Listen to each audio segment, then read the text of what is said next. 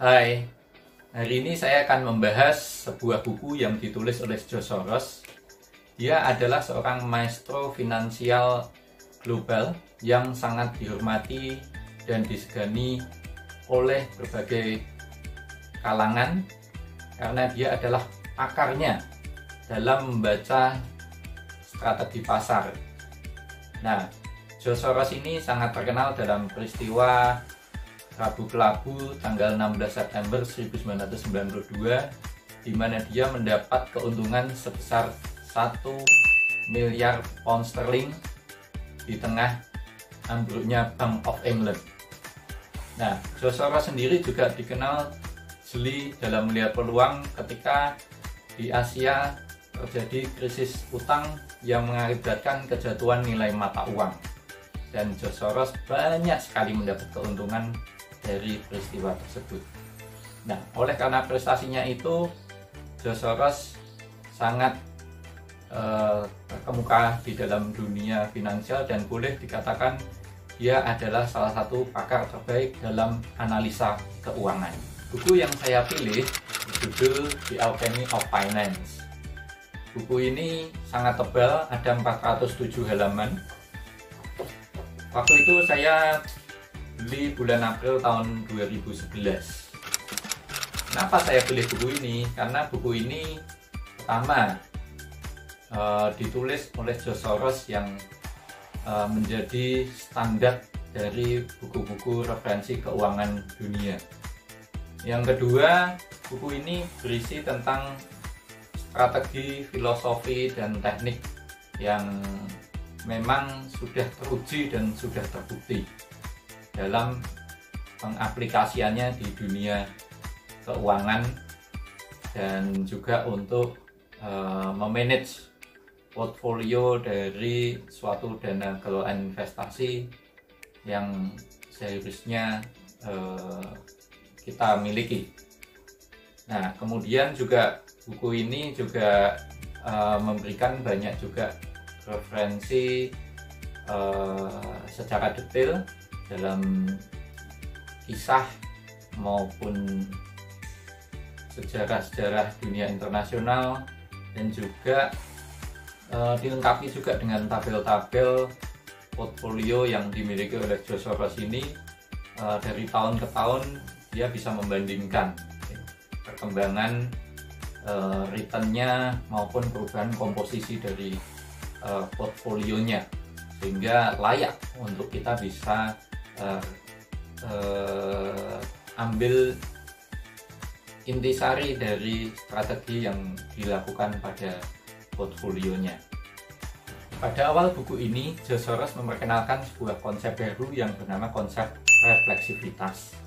Apa itu konsep refleksivitas?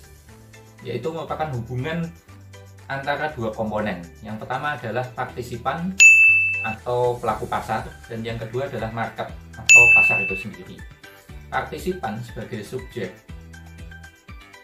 karena dia adalah manusianya, dia memiliki pemikiran supaya mendapatkan hasil di market yang ada. Nah, jadi pelaku pasar ini digambarkan memiliki ekspektasi. Nah, kemudian market sendiri adalah situasi yang ada. Jadi merupakan realitas yang harus dihadapi oleh pelaku pasar.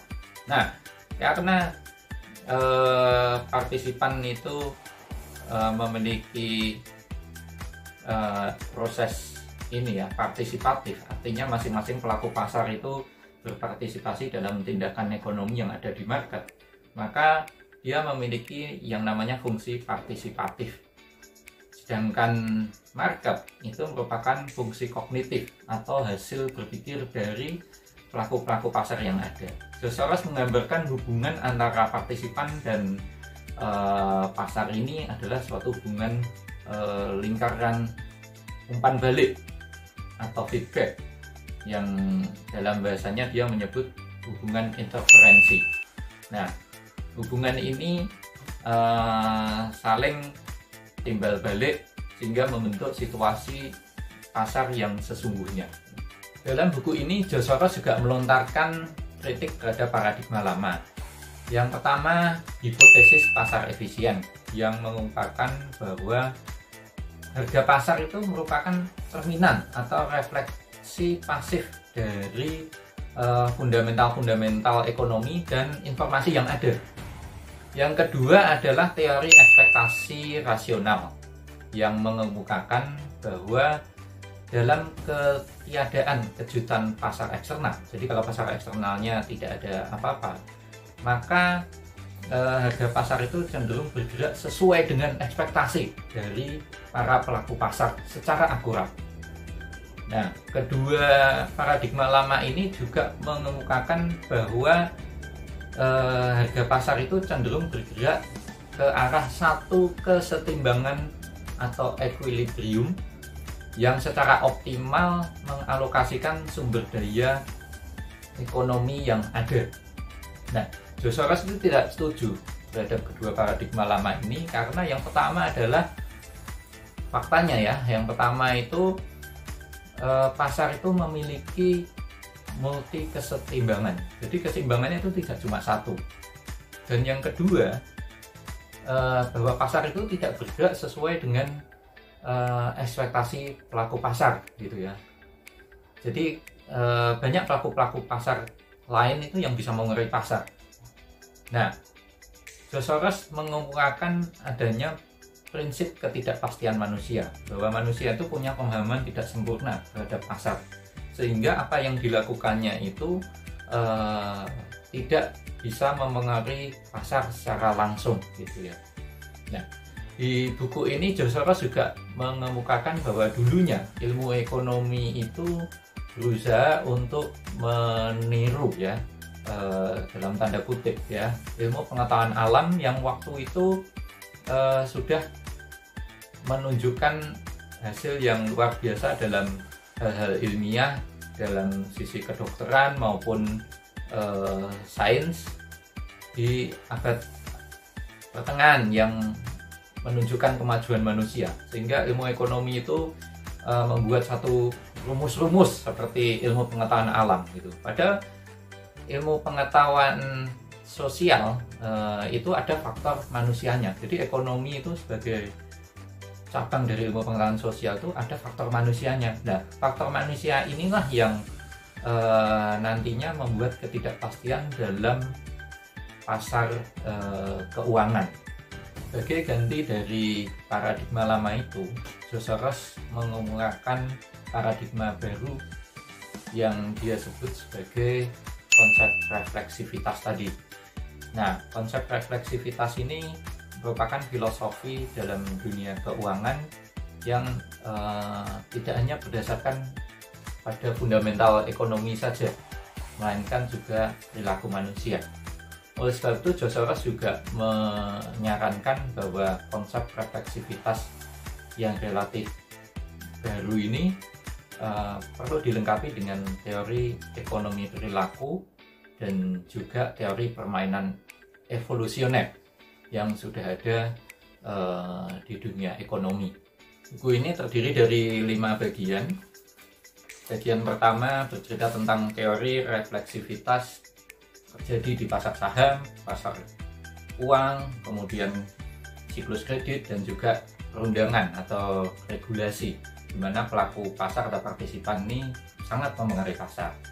Nah, di bagian kedua lebih berbicara tentang perspektif historis. Jadi sejarah-sejarah yang ada mulai dari masalah utang internasional, dimulai dari booming minyak, kemudian adanya ekspansi kredit di Eropa Timur, kemudian juga terjadi krisis juga utang di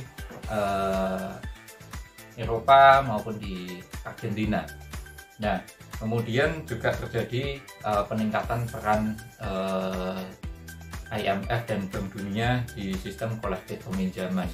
Di buku ini juga dibahas tentang peranan Amerika saat itu, di mana adanya kebijakan fiskal di Amerika untuk memangkas pajak, kemudian peningkatan suku bunga dan mengakibatkan terjadinya kenaikan nilai tukar US dollar yang sangat kuat dan membantu membuat ekonomi Amerika itu sangat bagus saat itu.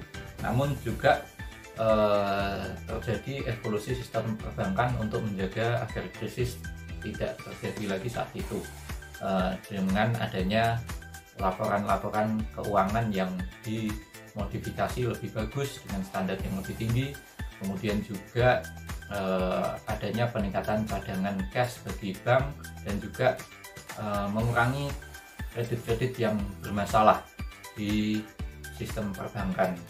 Juga diceritakan juga adanya merger, akuisisi, dan divestasi di perusahaan-perusahaan di Amerika. Nah, di sini bagian ketiga bercerita tentang eksperimen real time, di mana George Soros menjadikan pasar keuangan itu sebagai laboratorium bagi perusahaan investasi quantum fund-nya di fase tahun 1985 sampai 1986. Di sini juga dia menceritakan pergeseran portfolionya mulai dari stok atau saham, kemudian obligasi, kemudian mata uang, dan juga komoditas, yang diceritakan perubahan dan komposisi portfolionya. Nah, di situ George Soros juga bercerita di bagian keempat bahwa di Alchemy of Finance atau alkimia finansial itu menceritakan bahwa partisipasi dari pelaku pasar itu mempengaruhi pasar itu sendiri. Jadi pengambilan keputusan itu berdasarkan dari pengambilan keputusan pribadi dan pengambilan keputusan pasar-pasar yang pelaku pasar yang lain. Nah, inilah yang menyebabkan terjadinya pasar keuangan yang tidak bisa diprediksi, yang disebut di Alchemy of Finance. Nah, di bagian kelima, George Soros merekomendasikan tentang pentingnya Bank Sentral Internasional untuk mendukung pasar bebas yang teregulasi. Dia juga perlu mengingatkan bahwa di masa depan masalah nilai tukar, kemudian masalah cadangan minyak, kemudian masalah utang luar negeri, dan juga pentingnya juga mata uang internasional yang bisa menopang sistem ekonomi yang lebih baik. Thank you.